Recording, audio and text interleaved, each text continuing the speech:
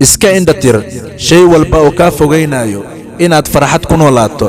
xurna ahaw weliga ahaw sida aad tahay, waxaadan ahaynna ha iska dhigin.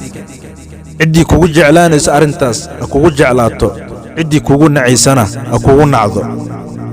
waxa aad hiigsanayso oo aad ku riyoonayso 24 saac ayaad noqon, waana xaqiijin doontaa inshaa allah. dadka guulaystay ma aha kuwa guusha muuqato xaqiijiyo, waa kuwa aanan isdhiibin marka ay fashilmaan ee mar labaad ku celiyo si ay u xaqiijiyaan guul. haddaad dareemto in ay duruufaha oo dhan lid kugu yihiin, dadku kaa hor imaadeen, waxaad ogaataa in ay diyaaraddu u duusho cagsiga dhinaca ay dabayshu u socoto. u dabaalo dhinaca hirka ka imaanayo, gacantaadana ku jeexo waddadii aad mari lahayd. haddaadan ku qanacsanayn meesha aad hadda joogtid, shaqadaada, meesha ku sugan tahay, dhaqaaq ma tihid geed meesha ku mudan.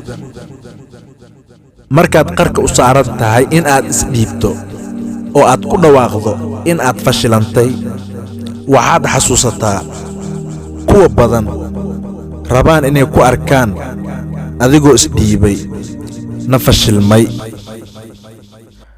ha ahaan mid jilicsan ee dharbaaxo weliba dhulka dhigayso, naxtintu dhabarka ka jibinayso. fashilka isku dhiibaayo, noqo qof karti leh, noqo qof ad adag. sababtoo aad dunida maanta aan ku noolnahay uma baahan jiljilaac ee waxay u baahan tahay qof ad adag. marka noloshaada ka dhig qof adag. haddaadan diyaar u ahayn in aad ismiidaamiso mararka qaar, haddaba diyaar u ahaw in aad noqoto qof caadi ah. dadka guulaystay masana guusha raba inay gaaraan khataro walba, dhibaato walba ayay u bareeraan si kaga mari dhaliyaan in ay guul gaaraan. waan xaqiijin karnaa wax waliba oo aan ku taamayno, aanna ku riyoonayno, haddaan qanaaca dhab aan la imaano. arrintaasiitina waan xaqiijin karnaa.